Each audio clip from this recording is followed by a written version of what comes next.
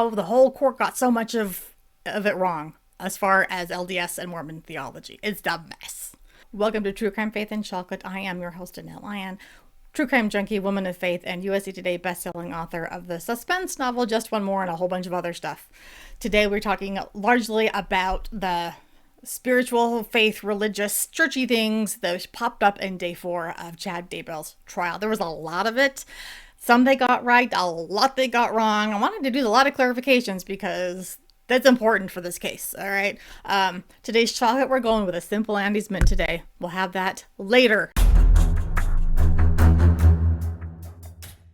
Alex's blessing. Let's talk about it. It was given on November 24th of 2019. So I'm just going to I have lots of notes and thoughts. I'm just going to go for it and we'll see where things land. I'll try to explain the church concepts as we go along. If you have more questions, put them in the comments and I can address them in a future video. Church of Jesus Christ of Latter-day Saints, a patriarchal blessing is a blessing that you get with very few exceptions, one time in your life. Everyone gets one. Typically, you get it as a teenager, maybe you're going into high school, or that's when I got mine, or you're going off to college, you're kind of coming into your own and you like some advice, guidance for your life. And essentially that's basically what it is. It's sort of like here's some of your strengths, here's some warnings, here's some counsel, that kind of thing. Although technically to be patriarchal blessing, all it has to be is to declare your lineage of the tribe of Israel that you are from, which doesn't mean that you are literally descendant of one of the 12 tribes. When you are baptized, you are, if you're not already literally born into a tribe, as genetically whatever, you're adopted in because we're all part of the same spiritual family. But you're kind of given a tribe and then the blessings and responsibilities associated with that tribe, which isn't really, we don't go into a ton of that. That's the gist of what a patriarchal blessing is supposed to be. People who can give patriarchal blessings are stake patriarchs. Now, I've talked before about what a stake is. A stake is spelled like a tent stake, S-T-A-K-E. A stake is a group of congregations. Congregations, we call them wards. They're geographically based. So wherever you live is, we have borders or whatever, this is your ward. Several wards together create a stake. Generally 6 to 12, somewhere in that. It depends on a lot of different factors, how many wards are going to be in a stake. And then you have your stake president, who is in charge of all of that. I've heard some people compare a stake to a Catholic diocese. I'm not Catholic, do not understand that, but I've heard that comparison being made, so if that's helpful. But a stake patriarch, there's usually just one in a stake. If the stake boundaries change or someone moves in or out, you might end up with one like moving in. Suddenly you have two, but you don't go out and create a second one if you already have one. That makes sense. So it's a priesthood position. Very few people ever become patriarchs, and they're the ones who give these blessings. They get them recorded and then typed out, and then you can refer to them throughout your life. So a stake patriarch only gives blessings to people who have talked to their bishop and gotten a little recommend. You've heard of temple recommends, a similar kind of thing. You go to your bishop, say, hey, I want my patriarchal blessing, and you chat to see, are you ready to get it? And then he's like, here's your little recommend. Take it to make an appointment with the patriarch, and blah, blah, blah, blah. Or the other option, which is kind of cool, is that a patriarch is also allowed to give blessings to his direct posterity. That it doesn't matter where they live. So completely opposite sides of the country or whatever. If a grandpa is a patriarch in his stake, he's allowed to give blessings to his children, grandchildren, that kind of thing, which I think is super cool. So all that to say, Chad is not a patriarch at all. Chad's not a patriarch. He doesn't have that. That is actually an ordained office within the priesthood. The very few people ever get. It's not like even the prophet isn't. He may have the keys to authorize someone to become a patriarch, but he himself isn't necessarily a patriarch. Like, it's not. There are very few people who become patriarchs. But Chad likes to take these things onto himself. And I keep wondering though that he seems to believe certain aspects of the church, and then he decides to go off on his own in so many other bizarre ways that almost make it seem like he's left it entirely, but he still holds on to certain pieces like the patriarchal blessing. And he begins the blessing by saying that, I have, as a holder of the Melchizedek priesthood, which I hold, however he phrased it, I'm like, that's what you say. So how'd you get the Melchizedek priesthood, dude? when you're a member of the Church of Jesus Christ of Latter-day Saints and you're ordained to it by someone in the church, got it. Like, anyway, and then he says that this blessing is authorized by Jesus Christ himself. Okay. One thing I want to point out, I think not even a lot of LDS Latter-day Saint members may realize, is that this is a policy thing that I think may change someday. But under current policy, if a man has been divorced, he cannot become a bishop. So I think that is why Chad didn't want to divorce Tammy. That's my opinion, because he wanted to have a leadership position, and his sister-in-law Heather has talked on interviews and said that he seemed annoyed that he hadn't been called to higher, more prestigious positions. Maybe there's a reason for that. I don't think that the local leaders had any idea who and what he was as far as his devious motives and whatnot, but the fact that they never felt inspired to make him a bishop, there's some kind of guardrails. Hopefully in some way. He talks about, I'm seeing into past creations. We don't believe in past creations. We do believe in that this life is a probationary period, meaning you're learning and growing and testing, and this is our life, this is testing ground, whatever. But we don't believe in multiple probations like Chad and Tammy did.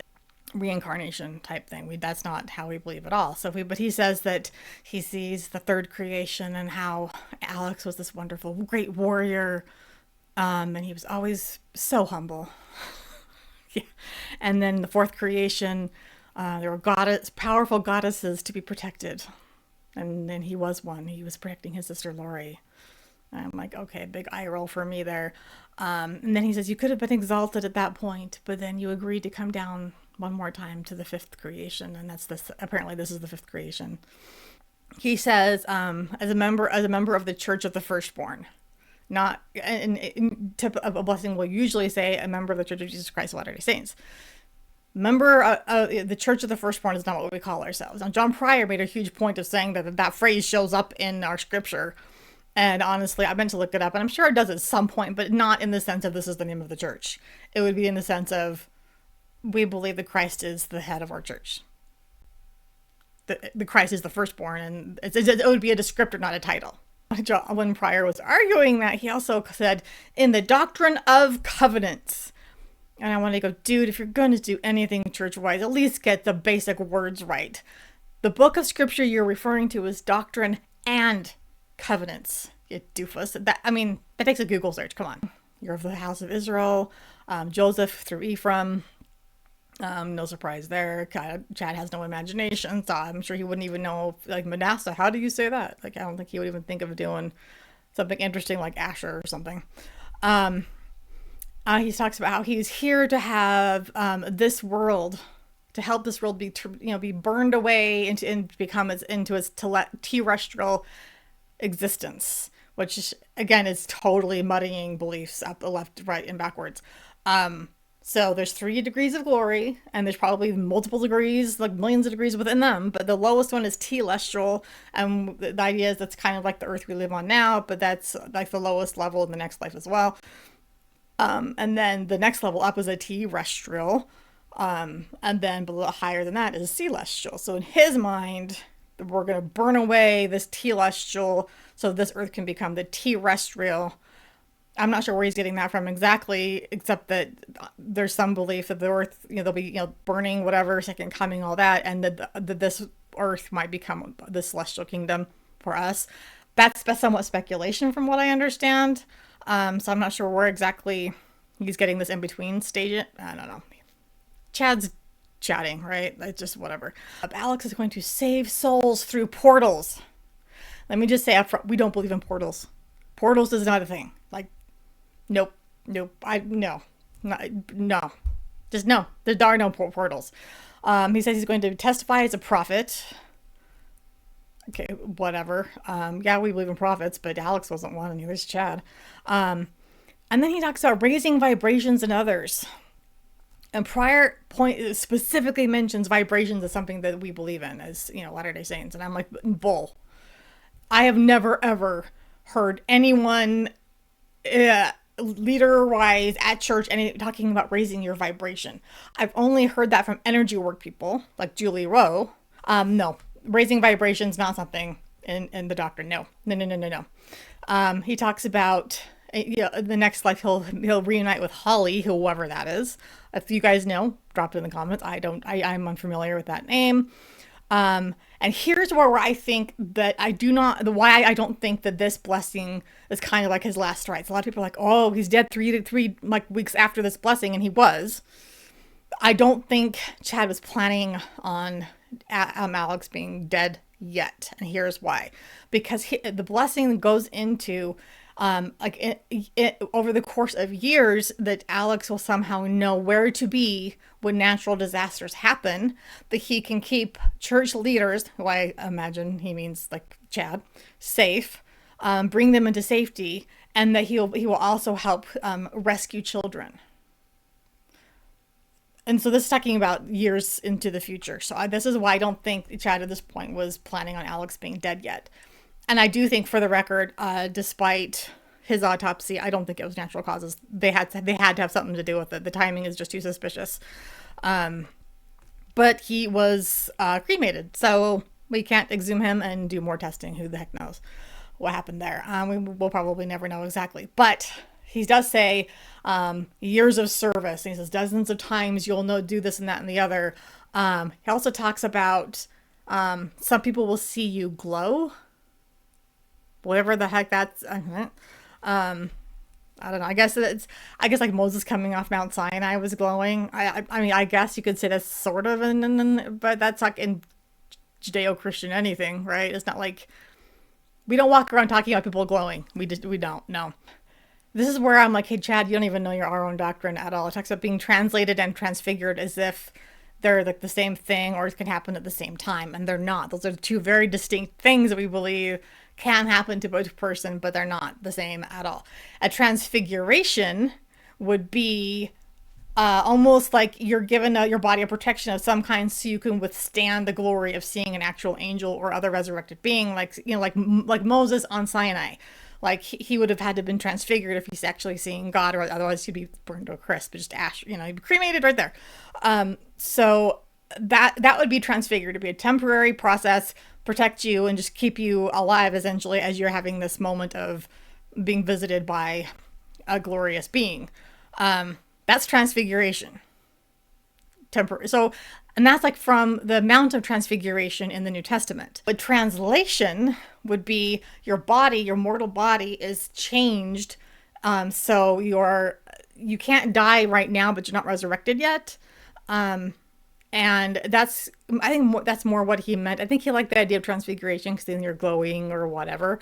But translation would it would allow you to live a long, long time. So let's say, in the New Testament, when John the Beloved says, I want to tarry until you return, and Christ says, okay, I'll make that happen. The idea that we would believe is that John's body was translated so that he could walk the earth until the time comes, the Christ returns, and then at some point I've heard people describe it as being twinkled, that somehow his body would then be resurrected and change into a resurrected body from being a translated body. But a translated body just means you're not going to die, but you're not resurrected yet either. That you're on the earth for an extended period for some reason.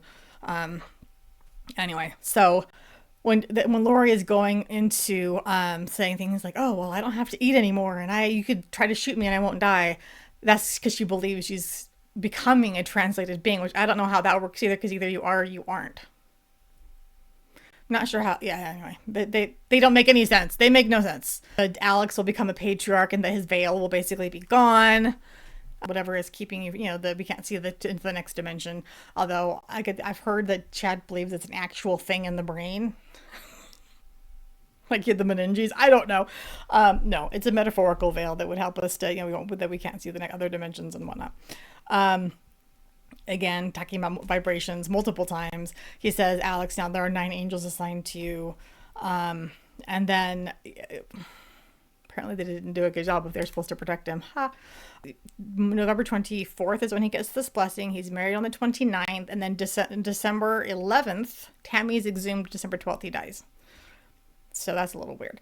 There are two couple of things about Chad's reactions to stuff that really that jumped out at me. One is that when they played the tape of this in court, It's the only time I've seen Chad react. And he didn't do a whole lot because, again, he's the slug, right? He doesn't react much, but his head went up a little bit and down a little bit, and he blinked. And, he actually seemed to be reacting a little bit. And then he kind of, toward the end, he kind of got himself together and then he was back to his slug self. But he did seem to react at first.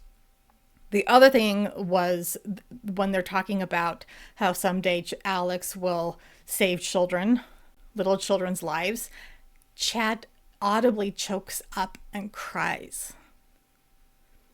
And this is just weeks after he has murdered 2 children. To hear him, it would be one thing if he had given this, in my mind, completely blasphemous blessing before Tylee and JJ had died. But the fact that he had already killed them and Tammy, and then starts to cry about the idea of saving the lives of children, I can't even. I can't even. Briefly, some other religious things that they got right or wrong. The whole light and dark scale thing. No. Nope. Are there references to lightness and darkness? Yeah, I could any kind, like the Bible has that too. But it's not on like this rating scale like Chad had it at all. Nothing remotely.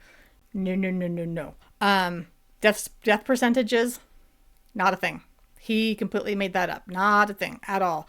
Again, the vibrations, not a thing. Being possessed, zombies, not a thing. Beyond what you see in the New Testament and Christ, casting out unclean spirits. That is not a thing. Pryor made a whole point of saying, oh, well, in the Latter-day Saint church, they pray for possessed people. That's not at all uncommon, right? That's not uncommon.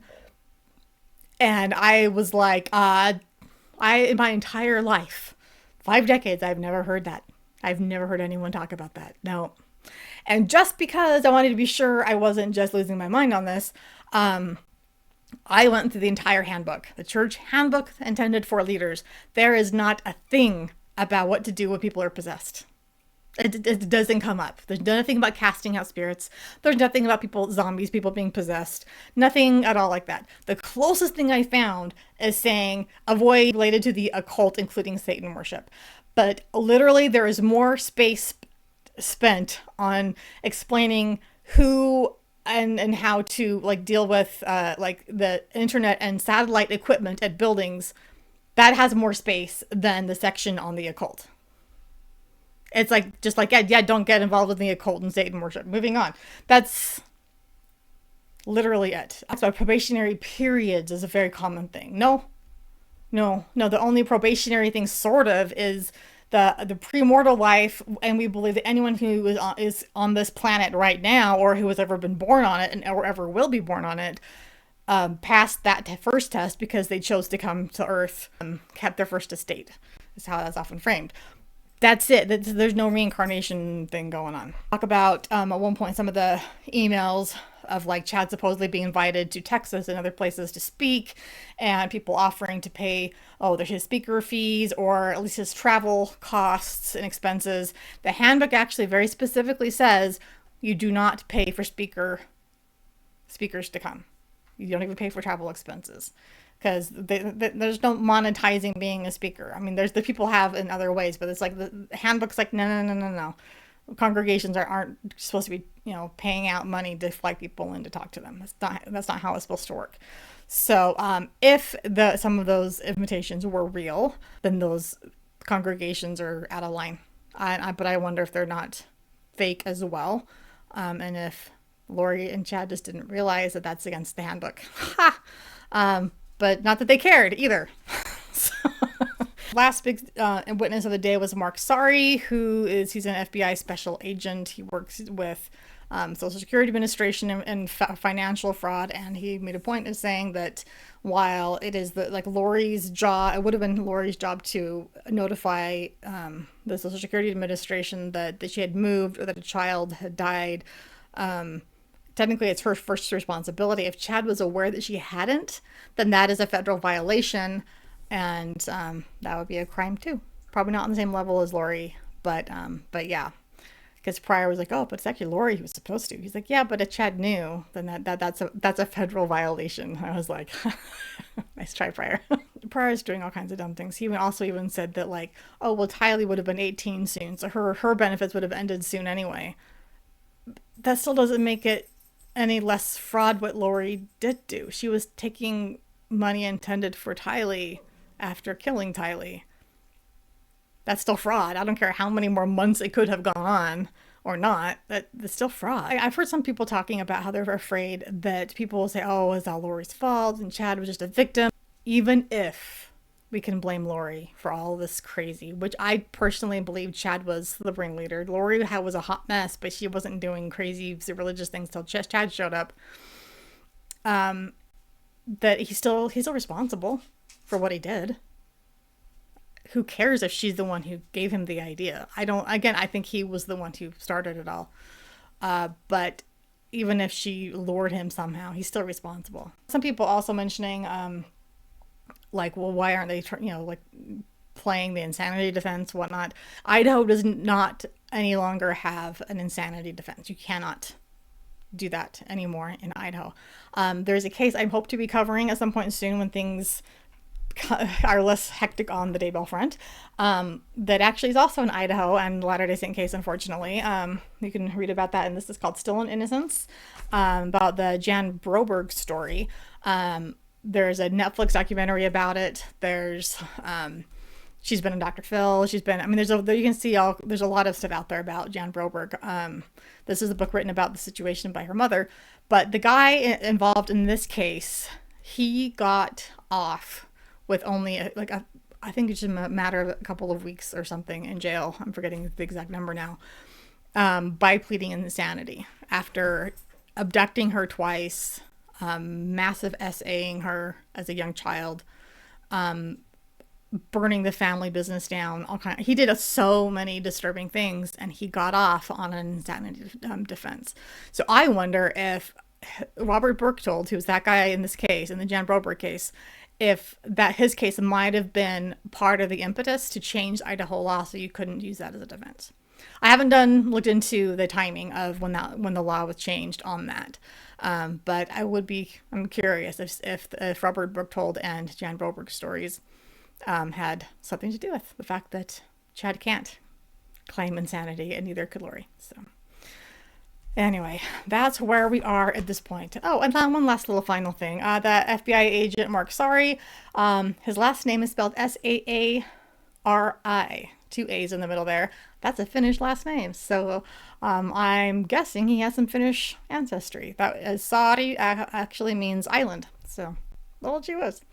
So as we go forward in this case, it's going to get heavier where you're getting into the nitty gritty of human beings who lost their lives and deserve justice. But in the meantime, go get yourself some chocolate because, as I always say, in the middle of all this bitter, you gotta find something sweet.